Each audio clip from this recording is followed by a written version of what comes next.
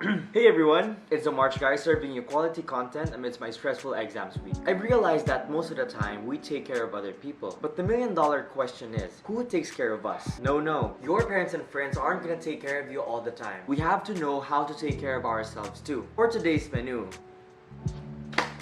my figurative menu, I want to talk about some self-care habits that I usually do, and who knows, you might also apply it into your life. I have these habits to stay sane despite the horrible and judgmental society that we have.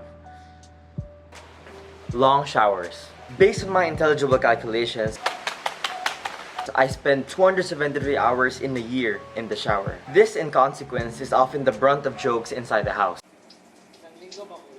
I don't know about you, but each time I go to the shower, I feel like I'm having an internal reset from everything. And it gives me time to have a sense of clarity of what I should do. Most of the time, this is where all my brainstorming ideas or spontaneous ideas for my videos come from. In the same manner, it has a meditating effect on me as well. It's secure to my anxieties and worries as soon as I feel that drop of water on my skin. I guess it's okay to assume that the longer the shower, the heavier my problems are.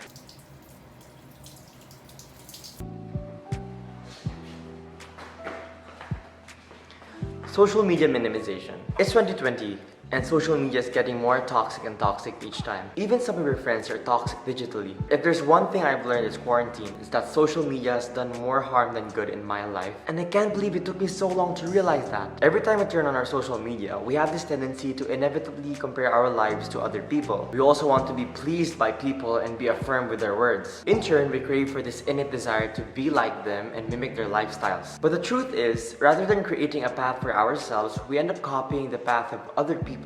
This just ends up depressing us because we forget to value our self-worth as a distinct human being. In retrospect, I've already deleted my social media apps on my phone which aren't helping me grow. I only have apps which I use to communicate with my friends and family like WhatsApp, Skype, and Messenger. If I use it for leisure and keeping myself updated, I use my laptop for it. In that way, I wouldn't be tempted to look at it every time. Ever since I've done this, I have been better off with my emotions. And remember, life fleets by so fast when we live to impress other people.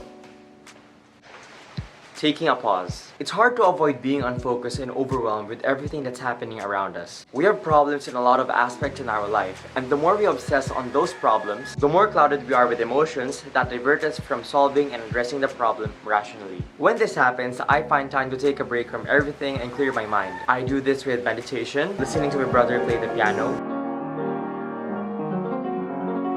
brewing a cup of tea, dancing,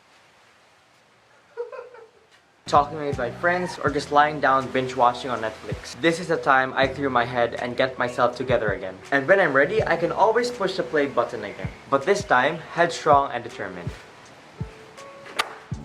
Filling up my think tank. Learning never stops, and the moment we stop learning is the moment we become fools. Even though I'm an accountancy student, I follow my curiosity and explore things outside my domain. I've incorporated regular reading into my life because, believe it or not, it does really do wonders. When I'm down or unmotivated to do anything, I just grab my book and my mind starts functioning again. Okay, so I don't actually read at this spot. Let's figure that out first of all. This is way too uncomfortable. I feel this spark of motivation and it helps me solidify personal goals that I envision for myself. There's a very famous Spanish idiom that goes like, Nunca te acostarás sin saber una cosa más. Basically, it means that you have to learn something new each day. Each day is an opportunity to learn something. In my case, something outside of accounting. Remember that successful people never stop learning at any age. And in this age of information, there is no excuse to stop learning. We're basically bombarded with so much that all we have to do is choose the right information that we think can help us grow. Identifying stresses. I was reading a book and a statement by Dustin Moskovitz took my attention and changed the way I handle stress. He said that we can't really control the fact that bad things are going to happen, but it's how we react to them that really matters.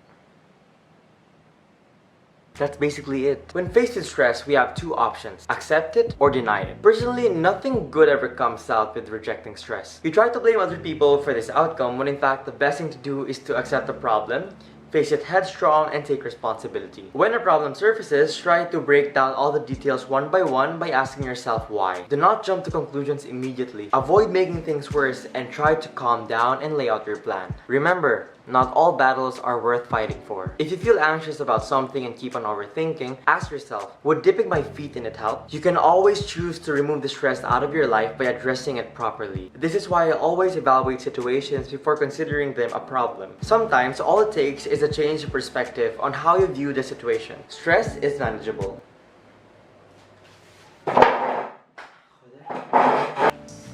Minimalism. When we're unhappy, we try to find something, mostly a material object, that we think can fill the void within us. We keep on buying stuff that we don't really need, as it gives us a sense of temporary happiness and contentment because we wire our brain into thinking that the hollow space within us is filled. What we don't see is the mere fact that less is more. Basically, minimalism for me means having and doing more of the right things in life and decluttering all the unnecessary things out of your life. Knowing what's important to us also means knowing what to prioritize and knowing where to invest our time and effort on. It is a deliberate choice of focusing on what's essential so we can live a happier life cultivating these things. Another aspect of this is having the freedom to say no to the things that don't matter to you and do not contribute to your life in a meaningful way. It allows you to establish a relationship within yourself and finding the things that matter to you. So after watching this video, try to ask yourself what really does matter to you. And when you have the answer for those, focus on those things and strip away all the excess and unnecessary stuff.